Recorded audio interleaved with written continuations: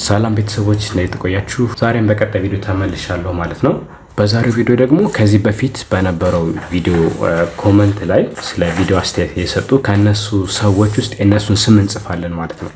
እስከዛሬ እንግዲህ ብዙ ሰዎች ስማችሁን ጻፉ ተብለው የራሳችሁን ስም እንኳን ለመጻፍ የሚቸገሩ ልጆች አሉና ሁሉን መጻፍ ባንችል ግን ስም እንዴት መጻፍ እንችላለን የሚለውን በስልካችሁ ኪቦርድን ተጠቅማችሁ እንዲሁም እኔ ደግሞ እዚህ ጋር ከፊደል ገበታ እንዴት ፊደሎችን እንደማወጣ ልምድ ትወስዳላችሁ ማለት ነው። የመጀመሪያው ስም አብነት ብለን ነው የምንጽፈው፣ አብነት። ስለዚህ መጻፍ ስትፈልጉ መጀመሪያ የምትጽፉት ቃል ወይም ስም ስንት ፊደል አለው የሚለውን ማወቅ አለባችሁ። ለምሳሌ አብነት ስትሉ አብነት አራት ቃል ትጠራላችሁ ማለት ነው፣ አብነት ለማለት።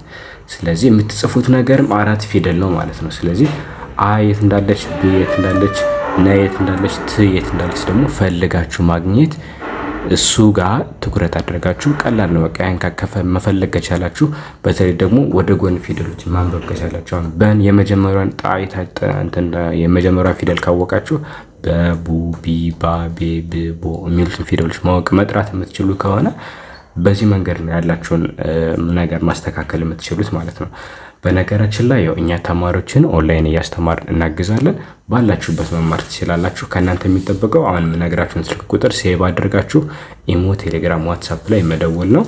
ይኸው +251 9 20 24 70 75 ይኸው ይህን ቁጥር ሴቭ በማድረግ ብቻ ኢሞ፣ ቴሌግራም፣ ዋትሳፕ ላይ እኔ ጋር ደውላችሁ በሚመቻችሁ ሰዓት መማር ትችላላችሁ። ኦንላይን ሆናችሁ ማለት ነው። ስራ ኖራችሁ አልኖራችሁ ምንም ችግር የለውም። ብቻ ደውሉና አናግሩኝ። ትምህርት በምትጀምሩበት መንገድ ተነጋግረን አመቻችተን መማር ትችላላችሁ ማለት ነው። እዚህ ጋር ህይወት ነው ያዛችሁት።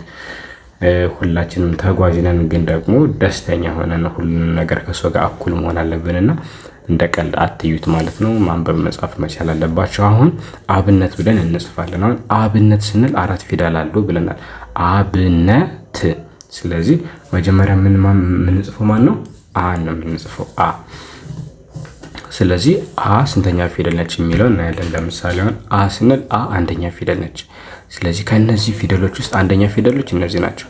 አ ፊደልን እንፈልጋለን ማለት ነው። አ የሚባል ሁለት ፊደል አለ፣ ይሄኛውና ይሄም አ ነው፣ ይሄም አ ነው። ስለዚህ ከሁለቱ አንዱን መርጠን ብዙ ጊዜ ይሄን የምንጠቀመው አን እሷን እንጽፋለሁ ማለት ነው። አ ተመሳሳይ ናቸው። አሁን ደግሞ ብን እንጽፋለሁ። ብ ማለት የበቤት መሆኑን መጀመሪያ ማወቅ አለብን። በቤት እንሄድና ብ ስንተኛ ፊደል እንደሆነ የበቤተሰቦች እናነባለን። አሁን በቤት ይሄ ነው። በ ቡ ቢ ባ ቤ ብ ቦ።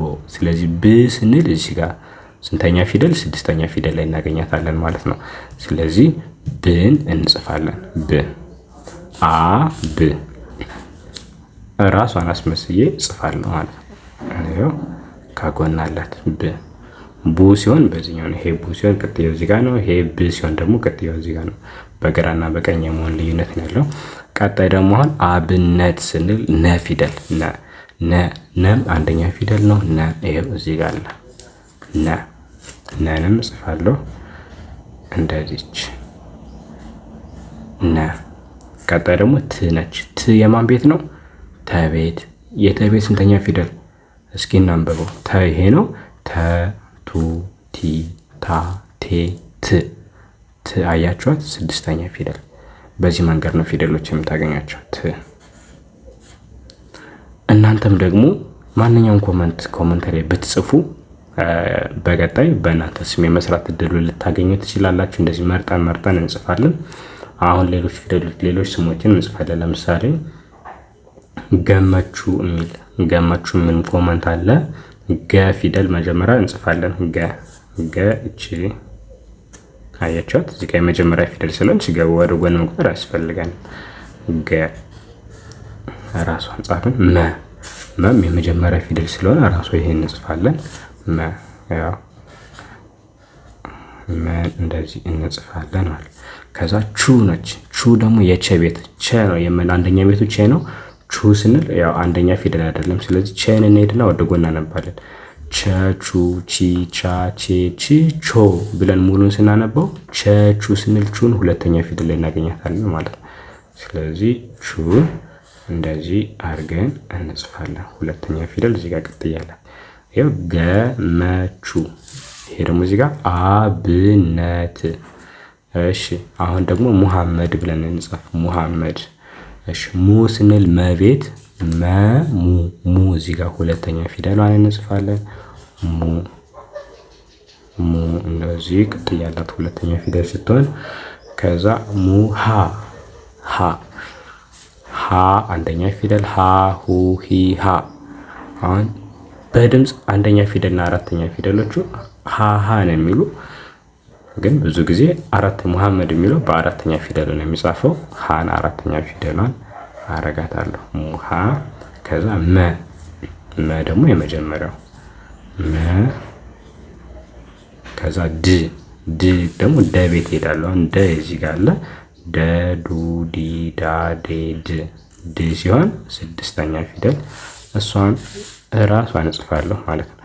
ድን ስትጽፉ ትንሽ ታስቸግራለች። እንዲህ አድርጋችሁ ከታች ቀጥያ እንደዚህ ቀጥያ አድርጋችሁ ስድስተኛ ፊደል ስትሆን ከጎን እንደዚህ ማድረግ ድል ያው መጀመሪያ እንዲህ አድርጋችሁ እንደዚህ እዚህ ጋር ወደታች እዚህ ጋር ወደታች እንደዚህ መጻፍ ትችላላችሁ በቀላሉ ማለት ነው።